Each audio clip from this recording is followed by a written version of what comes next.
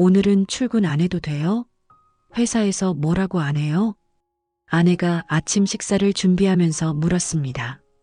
제가 평일 아침에 정장을 입지 않고 운동복 차림으로 식탁에 앉아 있으니 의아했던 모양입니다. 이제 출근 안 해도 돼. 어제가 마지막 출근이었어. 아내의 손에 들려있던 주걱이 멈췄습니다. 잠시 정적이 흐르더니 아내가 천천히 고개를 돌려 저를 바라봤습니다. 아, 그랬죠? 벌써 그날이 왔네요. 아내의 목소리에는 미묘한 감정이 섞여 있었습니다. 기쁨, 걱정, 아니면 두려움? 정확히 어떤 감정인지 알 수 없었지만 분명한 건 단순한 축하의 말은 아니었다는 겁니다. 저는 올해 60세가 되어 회사에서 정년퇴직을 했습니다. 중소제조업체에서 근무하고 퇴직금 9,900만 원을 받았습니다. 결코 적은 금액은 아니지만 앞으로의 노후를 생각하면 충분하다고 말하기도 어려운 금액입니다. 퇴직 준비는 나름대로 해왔습니다. 퇴직금과 별도로 3,500만 원 정도의 노후 자금을 마련해 두었고 국민연금도 곧 받을 수 있습니다. 주택대출은 5년 전에 완전히 상환했고 자녀들은 모두 독립해서 자신들의 삶을 살고 있습니다. 아내는 전업주부로 집안을 돌보고 있고 이제 우리 부부만의 새로운 일상이 시작된 것입니다. 퇴직 전날 회사에서는 소박한 송별회가 있었습니다. 동료들의 따뜻한 인사와 작은 선물을 받으며 33년의 직장 생활을 마무리했습니다. 집에 돌아왔을 때 아내는 저녁 식사를 특별하게 준비해 놓고 기다리고 있었습니다. 수고했어요. 이제 좀 쉬세요. 아내의 말에 가슴이 뭉클했습니다. 항상 제 곁에서 묵묵히 지지해준 아내에게 감사함을 느꼈습니다. 퇴직 후의 삶에 대한 막연한 불안감도 있었지만 그날 밤은 그저 오랜 여정을 마친 안도감에 편안히 잠들 수 있었습니다. 하지만 그 편안함은 생각보다 오래가지 않았습니다. 퇴직 첫날 아침부터 느껴지는 이상한 공허함. 33년 동안 매일 아침 똑같은 시간에 일어나 출근 준비를 하던 몸은 여전히 그 리듬에 맞춰 움직이려 했습니다. 알람도 없이 5시 30분에 눈이 떠졌고 습관적으로 정장을 입으려다가 문득 이제 출근할 필요가 없지라는 생각에 멈칫했습니다. 아내는 평소처럼 아침을 준비하고 있었고 앞서 말한 대화가 이어졌습니다. 첫날이라 그런지 아내도 조금 어색해하는 듯 했습니다. 아침 식사 후 갑자기 시간이 남아돌기 시작했습니다. 출근 준비와 출퇴근 시간을 포함해 하루 10시간 이상을 회사에서 보내던 일상에서 벗어나니 갑자기 시간이 너무 많아진 겁니다. 오늘은 뭐 하실 거예요? 설거지를 하던 아내가 무심코 던진 질문에 저는 대답을 못했습니다. 정말로 오늘 뭘 해야 할지 계획이 없었던 겁니다. 분명 퇴직 전에는 퇴직하면 이것도 하고 저것도 해야지라며 많은 계획을 세웠던 것 같은데 막상 그 시간이 오니 구체적으로 무엇을 해야 할지 막막했습니다. 글쎄, 일단 동네 한 바퀴 산책이라도 할까? 겨우 이런 대답을 내놓았습니다. 아내는 의미심장한 미소를 지으며 고개를 끄덕였습니다. 그래요. 좋은 생각이에요. 신선한 공기도 마시고 오세요. 그렇게 퇴직 첫날 저는 집 근처 공원을 1시간 정도 산책했습니다.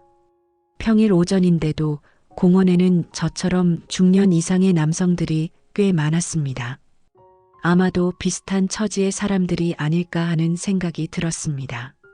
산책을 마치고 집에 돌아왔을 때 아내는 이미 외출 준비를 하고 있었습니다. 저는 어머니 댁에 다녀올게요. 저녁 전에 돌아올게요. 아내의 어머니는 근처 요양원에 계셔서 아내가 일주일에 2번 찾아뵙곤 했습니다. 평소에는 제가 퇴근한 후에 가거나 주말에 함께 가곤 했는데 이제는 아내가 평일에도 자유롭게 다녀올 수 있게 된 겁니다. 그래, 다녀와. 혼자 남겨진 집은 너무 조용했습니다. TV를 켰지만 평일 낮 프로그램은 별로 재미가 없었습니다. 책을 읽으려 했지만 집중이 잘 되지 않았습니다. 결국 소파에 누워 스마트폰을 들여다보다가 어느새 낮잠이 들었습니다. 아내가 돌아왔을 때 저는 소파에서 일어나 부엌으로 향했습니다. 뭐 먹을까? 내가 라면이라도 끓여줄까? 아내는 의아한 표정을 지었습니다. 아니에요. 제가 저녁 준비할게요. 당신은 쉬세요. 아니, 나도 뭐라도 해야지. 하루 종일 아무것도 안 했는걸. 아내는 잠시 망설이다가 고개를 끄덕였습니다. 그럼 양파 좀 썰어주세요. 저는 기쁜 마음으로 양파를 썰기 시작했지만 눈물이 나서 제대로 썰지 못했습니다. 오랜만에 하는 요리 준비라 서툴렀던 겁니다. 아이고, 그냥 제가 할게요. 당신은 TV나 보세요. 결국 아내는 저를 부엌에서 내쫓고 혼자서 저녁을 준비했습니다. 저는 괜히 민망해서 TV 앞에 앉아 있었지만 마음은 불편했습니다. 33년 동안 가장으로서 집안의 경제를 책임져 왔는데 갑자기 아무 역할도 없는 것 같은 기분이 들었습니다. 그렇게 퇴직 첫날이 지나갔습니다. 둘째 날도 비슷했습니다. 아침 일찍 일어나 할 일을 찾지 못해 TV를 보거나 스마트폰을 들여다보다가 산책을 다녀오고 집에서 빈둥거리는 일상이 반복되었습니다. 셋째 날 아내가 아침 식사 후 조심스럽게 말을 꺼냈습니다. 여보, 혹시 취미 같은 거 없어? 이제 시간도 많아졌으니 뭐 배워보는 건 어때? 저는 퇴직 전에 골프를 치긴 했지만 회사 사람들과의 모임 성격이 강했기 때문에 퇴직 후에는 함께 칠 사람도 없고 비용도 부담스러웠습니다. 글쎄, 특별히 생각해둔 건 없는데 동네 복지관에 가보면 노인분들을 위한 프로그램이 많대요. 노인이라는 단어가 귀에 거슬렸습니다. 저는 아직 제 자신을 노인이라고 생각하지 않았습니다. 분명 법적으로는 노인의 범주에 들어가겠지만 마음은 아직 젊다고 느꼈습니다. 나 아직 노인은 아닌 것 같은데. 아내는 미소를 지으며 고개를 저었습니다. 아이고, 그런 뜻이 아니라 아무튼 한번 가볼 만한 것 같아서요. 오전에 시간 있으면 같이 가볼까요? 그렇게 저희는 동네 복지관을 방문했습니다. 복지관에는 생각보다 다양한 프로그램이 있었습니다. 서예, 노래교실, 컴퓨터 교실, 요가, 탁구 등 여러 활동이 있었고 비용도 대부분 무료거나 매우 저렴했습니다. 처음에는 어색했지만 탁구에 조금 관심이 생겨서 등록했습니다. 젊었을 때 잠깐 쳐본 경험이 있어서 완전히 생소하지는 않았고 적당한 운동이 될 것 같았습니다. 그렇게 매주 화요일과 목요일 오전에는 복지관에서 탁구를 치기 시작했습니다. 처음에는 낯설었지만 비슷한 또래의 사람들과 함께하니 점차 편안해졌습니다. 새로운 사람들과의 만남도 즐거웠고 운동을 하니 몸도 가벼워지는 느낌이었습니다. 아내는 제가 정기적인 활동을 시작한 것에 만족해 보였습니다. 하지만 일주일에 2번, 각 2시간씩 하는 탁구로는 퇴직 후의 빈 시간을 모두 채울 수 없었습니다. 여전히 많은 시간이 남았고 그 시간을 어떻게 보낼지가 고민이었습니다. 퇴직 한 달쯤 지났을 때 문제가 시작되었습니다. 아내의 일상에 제가 자꾸 끼어들게 된 것입니다. 아내는 30년 넘게 전업주부로 자신만의 일상과 리듬을 가지고 있었습니다. 평일에는 집안일을 하고 이웃 아주머니들과 만나 수다를 떨거나 가끔 문화센터에서 프로그램을 듣기도 했습니다. 장을 보거나 은행 일을 처리하는 것도 아내의 몫이었습니다. 그런데 제가 집에 있게 되면서 아내의 일상에 자꾸 간섭하게 된 겁니다. 여보, 마트는 왜 이렇게 일찍 가? 사람도 많을 텐데. 저는 항상 이 시간에 장을 봐요. 사람 많은 건 괜찮아요. 근데 저 상추는 왜 그렇게 많이 사? 우리 둘이 언제 다 먹어? 이게 더 저렴하고 남으면 김치에 넣어 먹으면 돼요. 이런 대화가 늘어나기 시작했습니다. 아내가 평소에 하던 일에 제가 자꾸 의견을 내고 때로는 내가 할게라며 나서기도 했습니다. 장보기, 청소기 돌리기, 세탁기 돌리기 등 평소에는 아내가 알아서 하던 일들에 제가 관여하기 시작한 겁니다. 처음에 아내는 저의 도움을 반겼습니다. 하지만 점차 제 방식이 아내의 방식과 다르다는 것이 문제가 되었습니다. 여보, 세탁기는 이렇게 돌려야지. 이렇게 하면 옷이 상해. 30년 동안 제가 하던 방식이에요. 문제 없어요. 아니, 세탁기 설명서에 이렇게 나와 있다니까? 사소한 일로 부부간의 실랑이가 벌어지기 시작했습니다. 33년 동안 각자의 영역에서 일하다가 갑자기 같은 공간에서 같은 일을 하려니 충돌이 생긴 겁니다. 특히 주방에서의 충돌이 심했습니다. 저는 퇴직 후 요리에 관심을 갖게 되었습니다. 요리 프로그램을 보면서 나도 한번 해볼까? 하는 생각이 들었고 실제로 몇 번 도전해 보았습니다.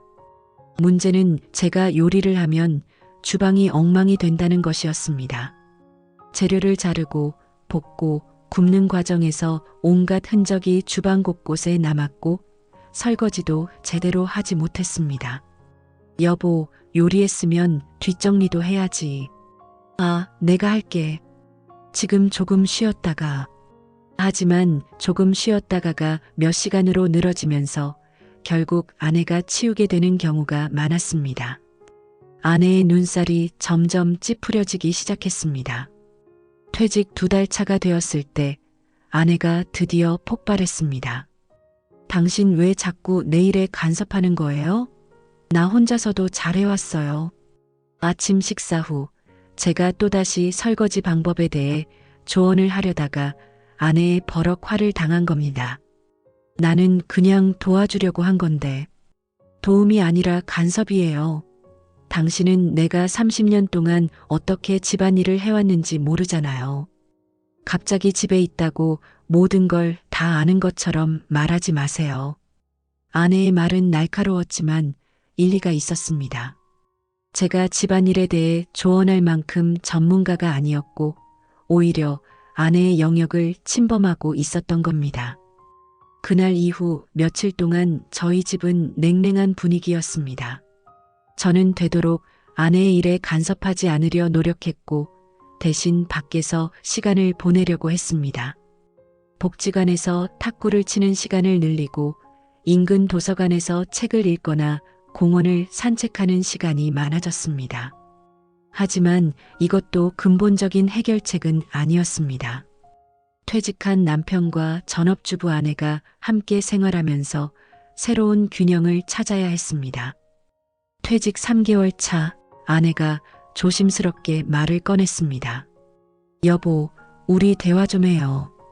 저녁 식사 후 아내는 거실 소파에 저를 앉히고 커피를 준비했습니다. 심각한 대화가 될 것 같아 긴장했습니다. 솔직히 말할게요. 당신이 집에 있으니까 불편해요. 아내의 직설적인 말에 가슴이 철렁했습니다. 30년 넘게 혼자서 집안일을 하면서 나만의 리듬과 방식이 생겼어요. 그런데 당신이 퇴직하고 집에 있으면서 그 모든 것이 깨졌어요. 내 영역을 침범당하는 것 같고 항상 누군가가 내 일하는 것을 지켜보는 느낌이에요. 아내의 말을 들으며 제 얼굴이 화끈거렸습니다. 한 번도 그런 시선으로 생각해 본 적이 없었습니다. 저는 단지 도움이 되고 싶었고 퇴직 후 무력감을 벗어나고 싶었을 뿐인데 오히려 아내를 불편하게 만들고 있었던 겁니다. 미안해. 나는 그냥 도움이 되고 싶었어. 알아요. 당신 의도는 이해해요. 하지만 방식이 문제예요. 내가 하고 있는 일에 자꾸 조언하고 개입하니까 마치 내가 일을 제대로 못하는 것 같은 느낌이 들어요. 아내의 말에 깊이 공감할 수는 없었지만 아내의 감정은 존중해야 한다고 생각했습니다. 그럼 어떻게 하면 좋을까? 우선 당신만의 시간과 활동이 필요해요. 하루 종일 집에 있으니까 서로 답답한 거예요. 밖에서 할 수 있는 일이나 취미를 더 찾아보는 게 어때요? 탁구는 하고 있잖아. 일주일에 2번으로는 부족해요. 더 많은 활동이 필요해요. 아내의 제안은 결국 집 밖으로 좀 나가줘라는 의미였습니다. 조금 서운했지만 한편으로는 이해가 되기도 했습니다. 그리고 집안일은 좀 분담했으면 해요.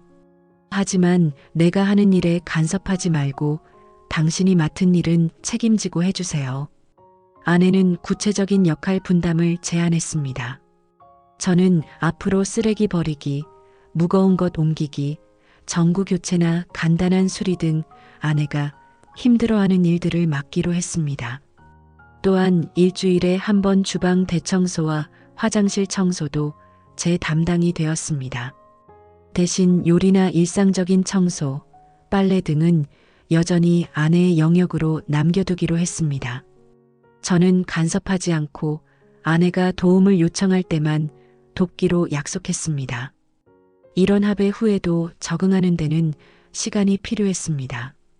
가끔은 습관적으로 아내의 일에 의견을 내기도 했고 아내도 저에게 맡긴 일을 확인하고 다시 하는 경우가 있었습니다. 하지만 서로 노력하면서 조금씩 새로운 균형을 찾아갔습니다. 퇴직 4개월 차, 저는 복지관을 통해 시니어 봉사단이라는 프로그램을 알게 되었습니다. 은퇴한 분들이 자신의 경험과 지식을 살려 다양한 봉사활동을 하는 모임이었습니다. 학생들의 멘토링, 독거노인 방문, 지역 행사 지원 등 다양한 활동이 있었습니다. 망설임 없이 지원했고 면접을 통해 시니어 봉사단에 합류하게 되었습니다. 저는 주 2회 오후 시간에 지역 중학교에서 학생들의 진로 상담과 학습 멘토링을 맡게 되었습니다. 제 직장 경험을 살려 아이들에게 실제 직업 세계에 대해 이야기해 주는 것이 제 역할이었습니다. 처음에는 낯설고 어색했지만 아이들과 대화하면서 새로운 보람을 느끼기 시작했습니다. 33년간의 직장 생활에서 얻은 경험이 누군가에게 도움이 된다는 사실이 기뻤고 무엇보다 제가 여전히 사회에 기여하고 있다는 느낌이 좋았습니다. 아내도 제가 정기적으로 외출하고 의미 있는 활동을 한다는 사실에 만족해했습니다. 집에 있는 시간이 줄어들면서 서로 간섭할 일도 줄었고 오히려 저녁에 만나면 각자의 하루에 대해 이야기를 나누는 즐거움이 생겼습니다. 오늘 아이들이 어땠어? 글쎄, 요즘 학생들은 정말 똑똑해. 내가 오히려 배우는 것 같아. 이런 대화를 나누면서 저희 부부 관계도 조금씩 달라지기 시작했습니다. 직장에 다닐 때는 대화가 주로 제 회사 이야기나 일상적인 가정사에 국한되었는데 이제는 각자의 경험과 생각을 더 풍부하게 나눌 수 있게 되었습니다. 퇴직 6개월 차, 저는 시니어 봉사단 활동에 더해 동네 작은 서점에서 주말에 4시간씩 아르바이트를 시작했습니다. 책을 좋아하는 저에게는 즐거운 일이었고 적은 금액이지만 용돈도 벌 수 있었습니다. 이렇게 저만의 활동이 늘어나면서 집에서의 갈등은 크게 줄었습니다. 하지만 완전히 해소된 것은 아니었습니다. 아직도 가끔은 서로의 영역을 침범하는 일이 있었고 특히 경제적인 문제에서 의견 차이가 생기기도 했습니다.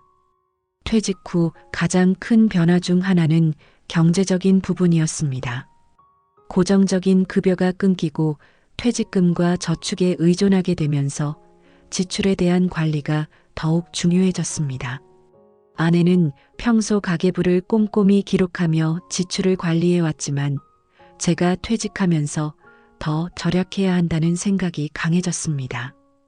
반면 저는 이제 시간이 생겼으니 그동안 못했던 것들을 해보자는 생각에 여행이나 취미 활동에 돈을 쓰고 싶어 했습니다. 여보, 이제 고정 수입이 없으니까 좀 더 절약해야 하지 않을까? 나도 알아. 하지만 평생 일만 하다가 이제 좀 즐기면서 살아야지. 돈만 모으다 언제 쓰려고? 이런 대화가 종종 오갔습니다. 아내는 미래의 불확실성을 더 걱정했고 저는 현재의 삶의 질을 중시했습니다. 둘 다 일리가 있는 주장이었지만 합의점을 찾기는 쉽지 않았습니다. 그러던 중 우연한 계기로 경제적인 문제에 대한 해결책을 찾게 되었습니다. 시니어 봉사단 활동을 하면서 알게 된 재무 상담사가 무료로 노후 재무 설계를 해준다는 정보를 들었습니다. 반신반의하는 마음으로 아내와 함께 상담을 받게 되었습니다. 두 분의 상황을 보니 퇴직금과 노후자금, 향후 받으실 국민연금을 고려했을 때 현재의 지출 수준을 유지하면서도 적절한 여유 활동은 충분히 가능합니다. 다만 대형 지출이나 응급 상황을 대비한 비상금은 별도로 관리하시는 것이 좋겠습니다. 재무 상담사는 우리 부부의 재정 상태를 객관적으로 분석해 주었고 월별 예산 계획도 제안해 주었습니다. 제3자의 전문적인 조언 덕분에 저희 부부는 경제적인 부분에서 더 합리적인 합의점을 찾을 수 있었습니다. 생각보다 우리 형편이 괜찮네. 맞아요. 너무 걱정했던 것 같아요. 재무 상담 후 저희는 월 생활비, 비상금, 여가 활동비 등을 구체적으로 분류하고 계획을 세웠습니다. 각자 관리할 영역도 나누었습니다. 저는 세금, 보험, 연금 관련 사항을 담당하고 아내는 일상적인 지출 관리를 맡기로 했습니다. 큰 지출이 필요할 때는 반드시 함께 상의하기로 약속했습니다. 이런 구체적인 계획이 세워지자 경제적인 부분에서의 갈등도 많이 줄었습니다. 각자 맡은 영역에 책임을 다하면서도 필요할 때는 함께 논의하는 균형을 찾아가게 된 것입니다. 퇴직 8개월 차가 되었을 때 또 다른 위기가 찾아왔습니다. 건강 문제였습니다. 직장에 다닐 때는 바쁘다는 핑계로 미루던 건강검진을 퇴직 후에 받게 되었는데 결과가 그리 좋지 않았습니다. 고혈압과 경계성 당뇨 진단을 받은 것입니다. 평소 식습관과 운동량을 조절하셔야 합니다. 특히 스트레스가 많으면 혈압이 더 올라갈 수 있으니 규칙적인 생활과 적절한 휴식이 중요합니다. 의사의 말을 들으며 아내와 눈이 마주쳤습니다. 아내의 눈에는 걱정이 가득했습니다. 내가 그렇게 건강에 신경 쓰라고 했잖아요. 집으로 돌아오는 차 안에서 아내가 한마디 했습니다. 평소 저에게 건강검진을 받으라고, 운동을 하라고 잔소리했던 아내의 말이 이제서야 귀에 들어왔습니다. 건강 문제는 저희 부부에게 또 다른 변화를 가져왔습니다. 아내가 식단 관리에 더 신경 쓰기 시작했고, 저도 건강을 위해 좀 더 규칙적인 생활을 하려고 노력했습니다. 매일 아침 아내와 함께 30분씩 걷기 시작했고, 저녁 식사 후에도 가벼운 산책을 하는 습관을 들였습니다. 처음에는 의무감으로 시작했지만 점차 함께 걷는 시간이 즐거워졌습니다. 걸으면서 나누는 대화, 함께 보는 풍경, 그리고 서로를 배려하는 마음이 저희 부부 관계를 더 깊게 만들어갔습니다. 여보, 오늘 하늘 정말 예쁘지 않아? 응, 구름이 참 멋있네. 이런 소소한 대화가 오가면서 퇴직 전에는 미처 나누지 못했던 감정과 생각들을 공유하게 되었습니다. 33년 동안 직장인으로서의 정체성에 묻혀있던 개인으로서의 제 모습을 아내가 새롭게 발견하는 계기가 되기도 했습니다. 퇴직 1년 차에 접어들면서 저희 부부는 어느 정도 새로운 일상에 적응해가고 있었습니다. 제가 집에 있는 시간이 많아졌지만 각자의 공간과 시간을 존중하는 법을 배웠고, 함께하는 활동과 각자의 활동 사이에 균형을 찾아가고 있었습니다.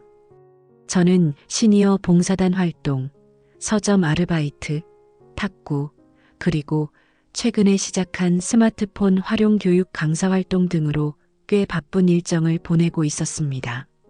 아내는 여전히 가정을 돌보면서도 문화센터에서 요가를 배우고 오랜 친구들과의 모임도 활발히 하고 있었습니다. 각자의 활동이 있으면서도 함께하는 시간도 소중히 여기게 되었습니다.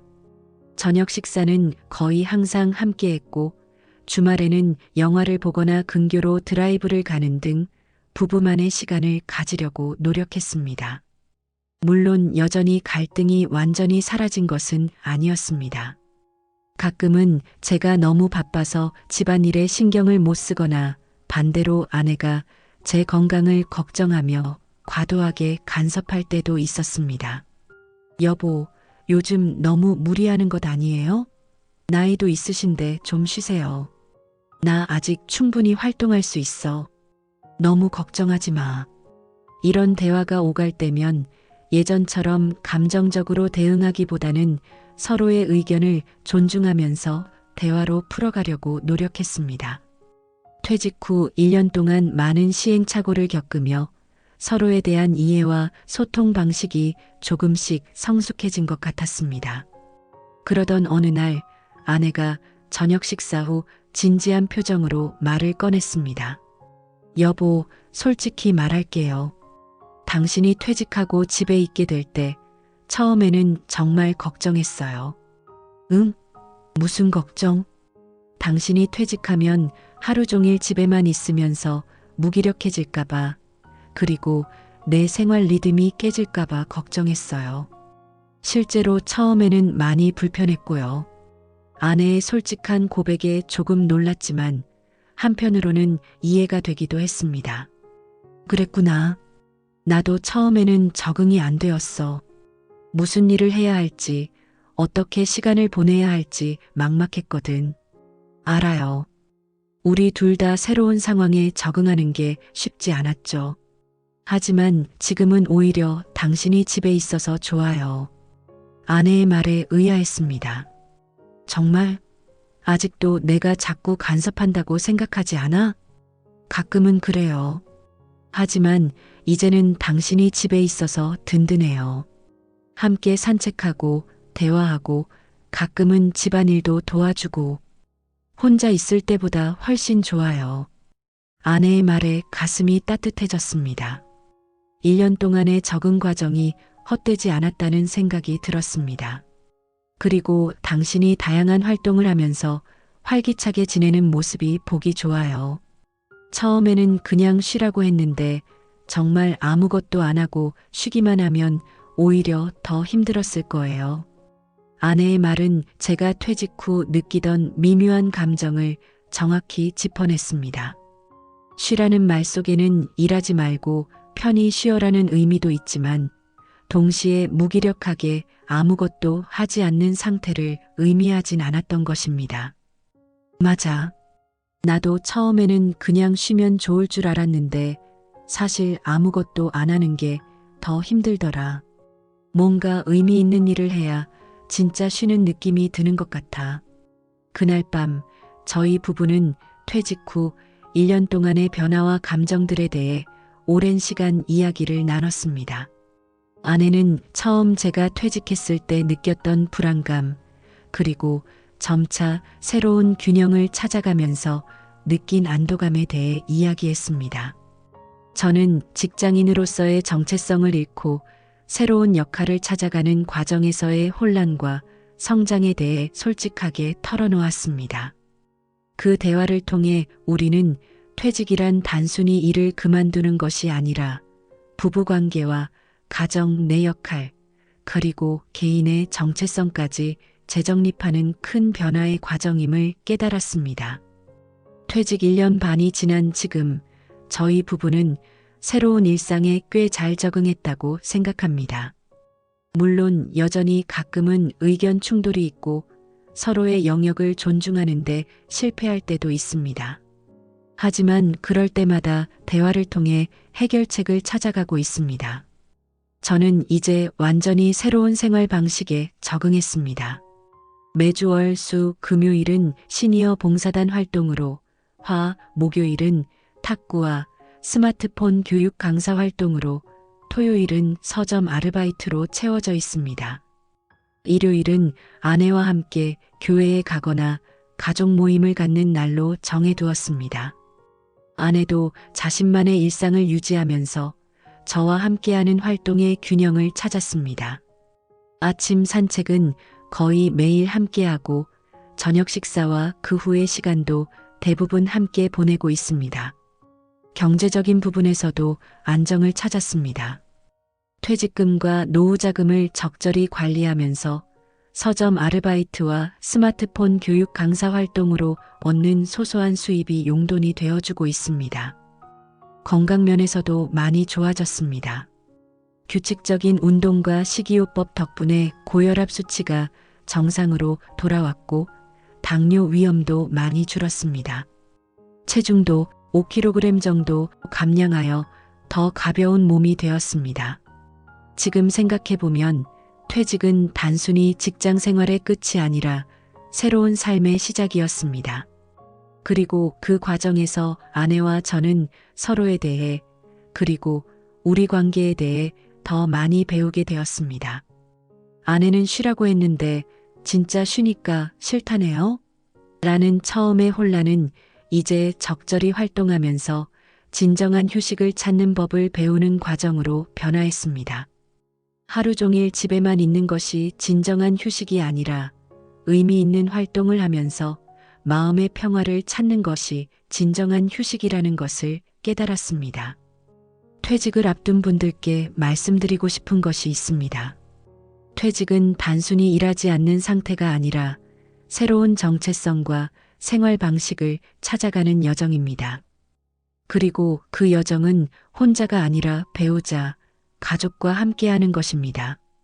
특히 오랫동안 각자의 영역에서 역할을 해온 부부라면 갑자기 함께하는 시간이 많아지면서 적응 기간이 필요합니다. 이 과정에서 가장 중요한 것은 서로에 대한 이해와 존중, 그리고 끊임없는 대화입니다. 퇴직 전에 막연히 쉴 수 있겠다고 생각했다면 실제로는 어떻게 쉴 것인가에 대한 구체적인 계획이 필요합니다. 취미 활동, 봉사 활동, 가족과의 시간, 자기 개발 등 다양한 활동을 통해 새로운 일상을 만들어가는 것이 중요합니다. 경제적인 부분도 미리 계획하고 준비해야 합니다. 퇴직금, 연금, 저축 등을 어떻게 관리할 것인지, 추가 수입원은 무엇이 있을지 등을 미리 생각해두면 퇴직 후 경제적 불안감을 줄일 수 있습니다. 건강관리도 퇴직 준비의 중요한 부분입니다.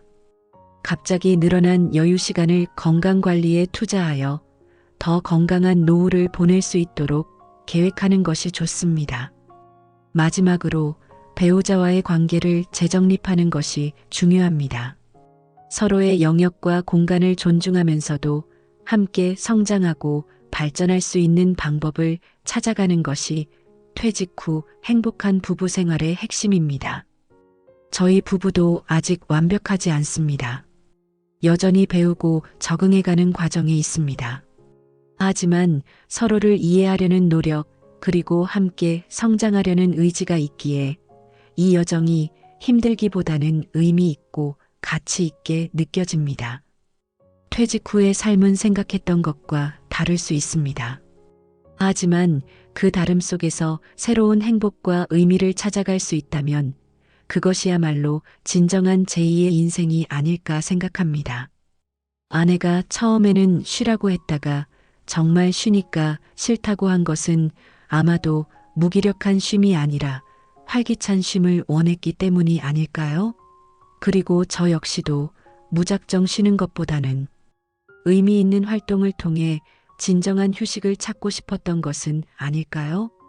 이제 저희 부부는 함께 그리고 각자의 방식으로 의미 있는 활동과 진정한 휴식 사이의 균형을 찾아가고 있습니다.